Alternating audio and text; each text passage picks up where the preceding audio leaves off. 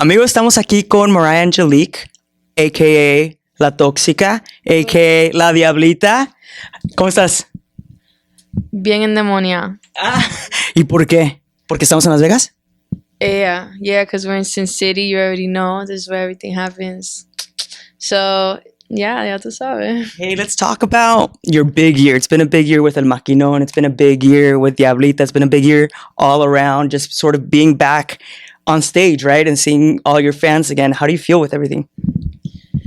I feel really dope. You know, it's been a lot of years working at it, and I feel like todavía me falta, ¿me entiende? Pero estoy súper agradecida, and I've been just working my ass off, just making hella music, hella songs after songs, so gonna end the music hard. Gonna end the year hard.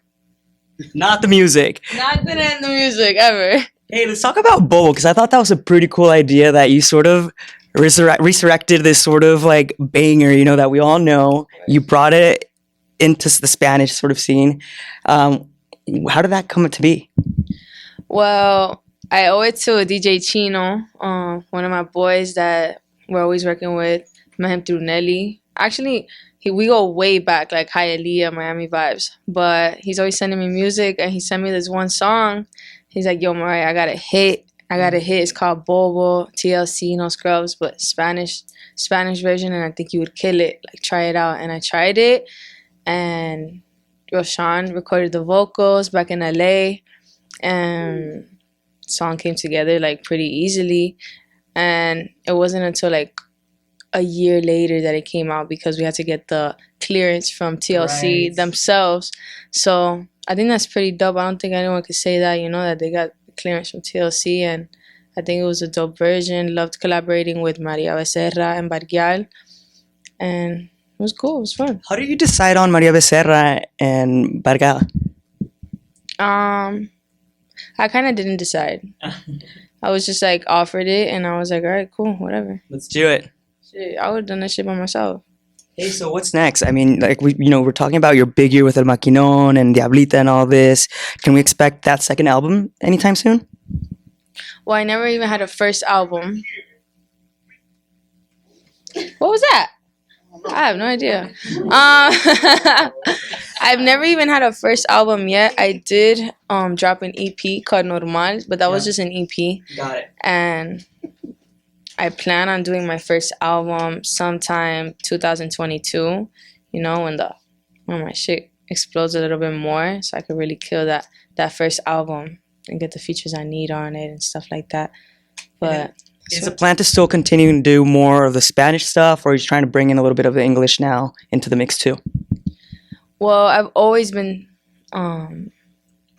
mezclando English in all my songs. Like, if you know me, you know that the first thing that I ever dropped on the internet was an English song. And there's some fans that come up to me that don't even speak English, but they're like, yo, your first song that you put out, the English cover, that's my favorite. And I was like, yeah, exactly, because I'm eventually trying to transition to the English music. So yeah, I'm gonna start incorporating it more like I always have, but I've always been doing that. We're here in Vegas celebrating, you know, Latin music. In your opinion, what is like the 2021 song of the year? Not necessarily, it doesn't necessarily have to be nominated, but in your opinion, like which one takes the year? Pepa y agua pa' la seca, todo el mundo en pastilla, en la discoteca, and then the beat. That shit just took over. Shout out to Farru, you already know. Hay que hacer un tema también. Tenemos un tema pendiente, así que, papi, actívate. 100%. Hey, we're, you know, sort of nearing the end of the year. Have you checked off all those like New Year's resolutions that you thought of, you know, when the year kicked off? I think I've checked off a couple, yeah. I think I've checked off a few, and there's more to come. So every day I have a new goal. I have something new that I want to accomplish. So always. Yeah. What are those 2022 goals? 22 goals is collaborating with Daddy Yankee. Hey. Getting nominated or doing a show in the Latin Grammys, winning a Grammy for the Daddy Yankee song, and then buying a really big mansion. Hey, we're putting it into a dream board for you. Yeah. Anything else coming up next year that you want to talk about? Anything next year coming up? imagine if this year was crazy, imagine next year a lot of more shows. Hopefully next year going to concerts and arenas and a lot more music, my album. Tengo una gira en Europa que va a suceder en 2022, así que pendientes por eso, regreso pronto. Oye, también ahora estamos viendo estas fusiones mucho del urbano regional mexicano. ¿Te interesaría hacer algo así, un corrido tumbado de esos que la gente le gustan tanto? Claro que sí, estoy súper emocionada y ansiosa de hacer un tumbado. Hace rato que lo llevo diciendo y Natanel Cano está activo, Ovi, ya tú sabes que ellos son como que Sí. los más duros, los más subiendo ahora con ese flow, so pronto lo haríamos, pronto.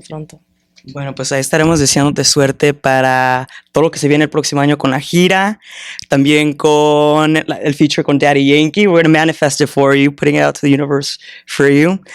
Te pido un saludo fuerte para Espacio, para la gente que te sigue, te quiere. Dímelo, te habla la tóxica y un saludo a toda mi familia de Espacio, los quiero mucho y pendiente con el tema con Daddy Yankee. Ya tú sabes, let's get it.